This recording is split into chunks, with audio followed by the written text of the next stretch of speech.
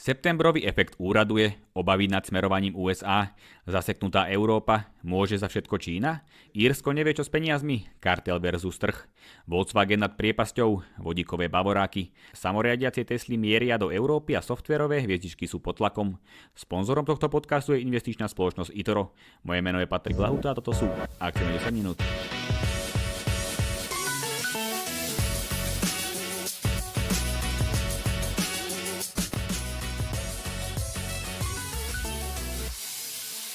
Máme za sebou najhorší vstup akciových trhov do septembra za dlhé roky a že ten september nie je nič moc ani iné roky. Index S&P 500 vo svojej takmer 100-ročnej histórii má priemernú anualizovanú výkonnosť minus 13,5%, čo je jednoznačne najhorší výkon spomedzi všetkých kalendárnych mesiacov. Všetky ostatné mesiace majú výkonnosť plusovú s výnimkou februára, kde predstavuje priemerný výkon minus 1%. Tento historický fenomén, ktorý nie je veľmi vysvetlený, dostal svoj názov septembrový efekt. Za slabou výkonnosťou akcií v 9. mesiaci môže byť prehodnocovanie investičných portfólií pred koncom roka s cieľom optimalizovať daňové povinnosti, alebo možno len jednoduchá psychológia trhu.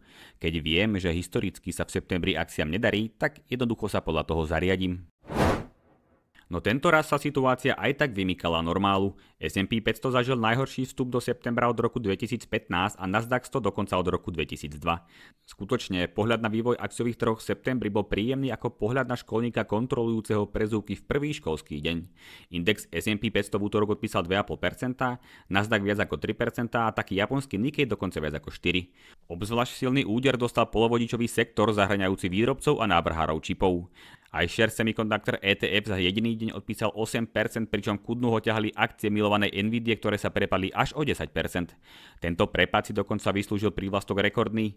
Predstavoval totiž pokles trhovej hodnoty firmy až o takmer 300 miliard dolárov. To je len tak mimochodom 5 krát viac ako ročný rozpočet slovenskej verejnej správy dokopy. Čo sa investorom nepáčilo? Znova sa vynorili obavy z toho, či umelá inteligencia nie je tak trošku ako z bublifuku a či akcie Nvidie a iných čipových firiem nie sú pridrahé. Situácii nepridalo ani predvolanie Nvidie od amerického ministerstva spravodlivosti, ktoré žiada dôkazy o porušení antitrustových pravidiel.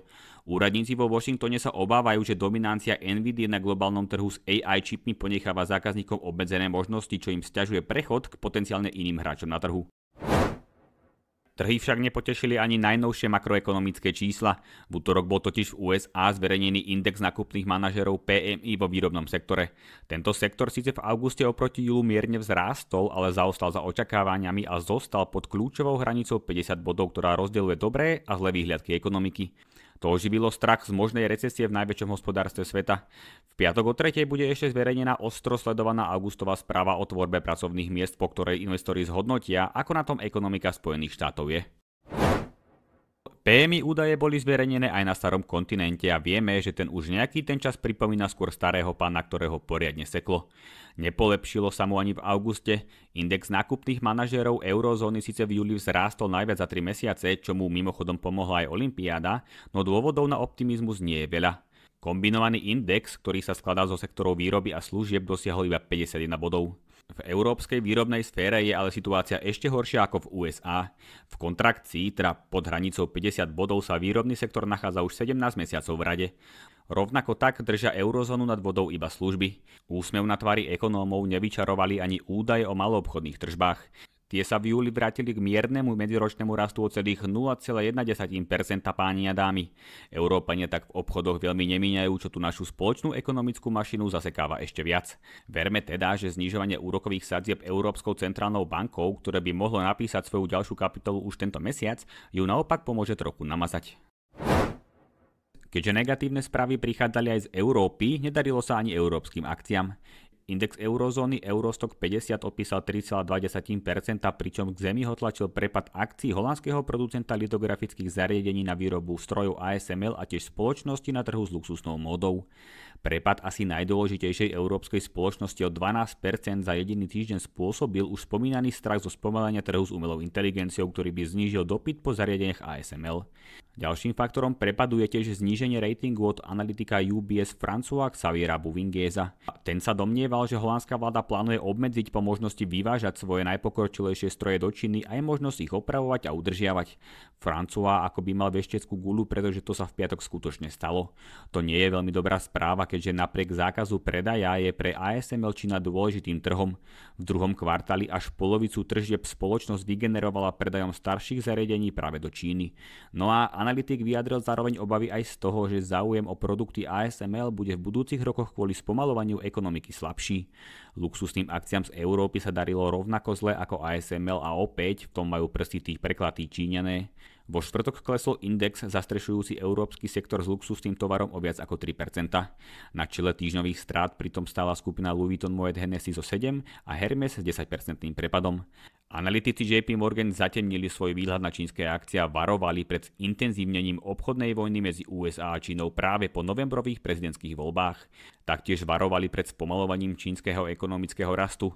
Čína je pritom pre európskych výrobcov luxusu dôležitým trhom.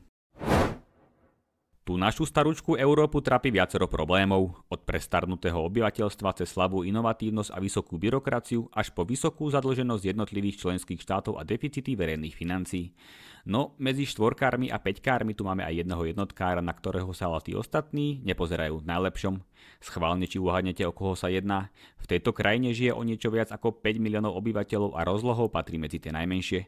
Platí sa v nej eurom, je silne katolícka a je známa tým, že v minulosti z nej mnoho ľudí emigrovalo. Ak vám zišlo na Slovensko, tak si prosím dajte studenú sprchu. Hovoríme o Íroch. Áno, o tých Íroch, ktorých vo finančnej kríze spred 15 rokov zachraňovala Európska únia a Medzinárodný menový fond 67 miliardami eur. Lenže dnes je všetko inač. Írska ekonomika v lani rástla 5 krát rýchlejšie ako sa očakávalo a je na dobrej ceste k nadmernému prebytku už tretí rok po sebe. V lani hospodárilo Írsko v pluse 8,3 miliardy eur a v roku 2022 8,6 miliardy. Ako je to možné, keď ostatných trápia obrovské schodky? Írsko možno v podstate považovať za daňový raj. A ako v raji sa tam kvôli nízkym daniam cítia aj veľké technologické a farmaceutické spoločnosti, ktoré si v Írsku zriadili svoje európske centrály. Len tento rok by mali prispieť do tamojšieho štátneho rozpočtu sympatickou almužnou 24,5 miliardy eur. No írska vláda pristupuje k situácii obozretnejšie, ako by k nej pristúpili tunajší Jánošíci. Íri vedia, že príjmy z korporátnych daní môžu byť nestabilné. Rozhodli sa teda investovať viac ako 100 miliárd z prebytočných zdrojov do investičných fondov na riešenie budúcich dôchodkových, klimatických a infraštruktúrnych výziev.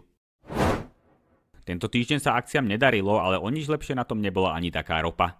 To ste si mohli všimnúť, keď ste tankovali plnú. Ceny pod 1,5 € za liter benzínu sme tu už dlho nemali. Keby sme tak mohli poďakovať tým našim politikom za to, že tankujeme lacnejšie. No v skutočnosti môžete poďakovať Amerike, Číne a Líbii. Zvláštny to trojlistok však. Spomaľovanie americkej ekonomiky a totálny hospodársky marazmus v Číne sa odrážajú v nižšom dopyte po rope. To podľa základného trhového mechanizmu znižuje jej cenu. Súrová ropa VTI sa už dnes obchoduje pod hranicou $70 za barel a je za posledných 12 mesiacov nižšie o pätinu. Ruku k dielu priložila aj Líbia, kde sa odohráva boj o kontrolu nad centrálnou bankou a príjmami z ropy. V dôsledku tohto politického boja klesla produkcia a vývoz ropy z krajiny o viac ako polovicu. Lenže v úvode týždňa sa líbyjské zákonodárne orgány predsa len dohodli na vymenovaní nového guvernéra centrálnej banky. Vďaka tomu by sa svetový trh mal opäť zaplniť ropou aj z Líbie, čo stlačilo jej cenu nižšie. Titulky nielen investičných správ v tomto týždni zaplnil aj Volkswagen a opäť to nebolo v dobrom. Ako nad tým rozmýšľame tento týždeň, tých pozitívnych správ skutočne veľa nebolo. O tom, že Volkswagen, klenot a výstavná skriňa európskeho priemyslu je v problémoch kvôli zaostávaniu v závode menom elektromobilita, asi viete. Lenže situácia zdá sa naberá kritické rozmery. Na povrch vyplávali správy o tom, že Volkswagen by prvýkrát vo svojej histórii mohol zatvárať továrne doma v Nemecku. Nie zrovna Guten Morgen pre 700 000 zamestnancov skupiny. Finančný riaditeľ Volkswagenu, ktorého budeme proste volať iba Arno, prosí všetkých o pochopenie. Tvrdí, že dočasné úsporné opatrenia, ktorých cieľom je ušetriť 10 miliard, sú nedostatočné. Ak chce koncert prechod na elektromobilitu prežiť, musí teda škrtať náklady. Arnovi poslala veľmi tvrdý odkaz podniková rada, v ktorom súčasnú situáciu dáva za vinu výkonnej moci, teda manažmentu, a že následky ich chýb nemajú znášať zamestnanci, ale práve oni. No, ale ako zo situácie výjsť bez prepúšťania, keď podľa Arna chýba Volkswagenu odbyt pre cca 500 000 aut? No, my by sme mali na to dva recepty starej biznisovej matere. Nájsť odbyt pre tých 500 000 aut alebo zatvoriť 2 závody, ktoré majú na starosti zhruba takú ročnú produkciu. Skúste ale nájsť odbyt pre pol mega aut v dobe, kedy Volkswagen zaspal s vývojom nových modelov na Vavrínoch a navyše sa cenovo oplatia asi ako pivečko z minibaru na hotelovej izbe. A tak sa manažment rozhodol pre variantu číslo 2 zatvárať závody, hoci úplne nesúhlasíme s tým, ako celú vec pomenoval Arno. Ten povedal, že plánované padáky nemajú nič spoločné s produktmi alebo so zlými predajnými výsledkami. Trh už jednoducho nie je. No, trh existuje, len Volkswagen na ňom stráca. Ušetrené peniaze chce Volkswagen investovať do, citujeme, modelového ohňostroja, ktorý konkurencia ani zákazníci doposiaľ nevideli. Potom vraj vytvorí podmienky na to, aby ďalšie generácie mohli pre Volkswagen pracovať doma v Nemecku. A ešte aj pečené holuby budú padať z neba. Prajeme všetko dobré. To, že Bavorák na ceste predbehne Golfa alebo Passat, by vás asi neprekvapilo. Ale to, že skupina BMW predbehne z hľadiska trhovej hodnoty skupinu Volkswagen so všetkými dcérskymi značkami, to je už iná reč. BMW zvláda súčasný prechod automobilového priemyslu lepšie, čoho dôkazom je, že sa stalo najpredávanejšou značkou s elektrickými vozidlami v Európe za mesiac júl. Predbehol dokonca v tomto mesiaci aj Teslu. Lenže zraky inžinierov z Bavorska sa upierajú nie iba na elektrinu, ale aj na vodík. Vo štvrtok BMW oznámilo, že v roku 2028 uvedie na trh svoje prvé sériovo vyrábané vodíkové auto. Pri jeho výrobe využije technológiu palivových článkov vyvinutú v spolupráci s Toyotou. Viac o cene alebo objeme výroby ale tajnoskári neprezradili. O tom, že však ide o, a opäť citujeme, medzník v dejinách automobilizmu, sa zmieniť nezabudli. Všímate si to nemecké sebavedomie? Máme sa čo učiť. Keď predsa hovoríme o automobilkách a sebavedomí, stalo by za hriech nespomenúť Teslu a jej šéfa Ilona Muska. Ten sa stane novým šéfom agentúry pre efektivitu v USA, teda iba za predpokladu, že vyhrá Donald Trump. Tesla oznámila, že plánuje svoju samoriadiacu technológiu spustiť v Európe a Číne v budúcom roku, na čo reagovali akcie rastom o 5%. Služba FSD je momentálne dostupná iba v USA a v Kanade. To je za nás pomerne veľká vec. Rovnako veľká vec by bola, keby budúci šéf efektivity v USA zaviedol späť efektivitu aj v Tesle. Za posledné 2 roky sa totiž ziskové marže Tesly prepadli o viac ako polovicu. Ak ste si mysleli, že vás nebudeme otravovať výsledkovou sezónou, tak ste na omyle. Dnes sa to však budeme snažiť zobrať takou rýchlosťou, ako upadali počas týždňa hviezdy, teda tie malé softverové hviezdy ako napríklad Asana, C3.ai alebo Zscaler. Začneme takou spoločnosťou C3.ai, ktorá investorov vie zaujať. Napríklad priemyselným zákazníkom poskytuje platformu, ktorá zbiera z ich strojov obrovské množstvo dát. Môžu to byť dáta o teplote, vibráciách alebo tlaku. Vďaka strojovému učeniu a umelej inteligencii firma tieto údaje zanalyzuje a v prípade, že sa niečo vymýka normálu, upozorní inžinierov podniku na možné problémy toho a toho stroja alebo tej a tej súčiastky. Krása a krásny je aj 30% rast príjmov spoločnosti, ale o niečo škarečí je pohľad na to, že straty, a upozorňujeme, že straty, nie náklady, firmy sú takmer rovnaké ako samotné tržby. K ziskom to tak bude ešte dlhá cesta a keď k tomu pripočítate pomalší rast, ako sa čakal, výsledkom sú skysnuté pohľady investorov a prepad akcií o 8%. Ale na to si už akcionári zvykli, veď akcie podniku od vstupu na burzu v roku 2021 klesli už o 85%. Po 15% klesli akcie ďalších softverových hviezdičiek z Zscaler a Asany. Prvá menovaná sa špecializuje na kybernetickú bezpečnosť v cloude. Inými slovami teda chráni firemné aplikácie, do ktorých sa prihlasujete nie prostredníctvom nainštalovanej licencie, ale prostredníctvom internetu.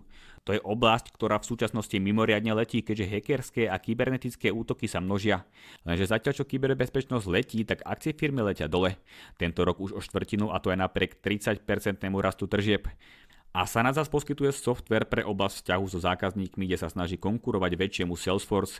Aj v tomto prípade hovoríme o lukratívnom trhu.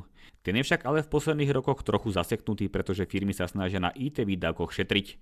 Výsledkom je len 10% rast príjmov.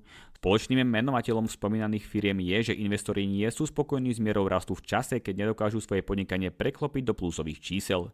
Naopak v zelených číslach sa ocitli poskytovateľ nástrojov na vývoj softvéru GitLab a vývojar automatického robotizačného softvéru UiPath.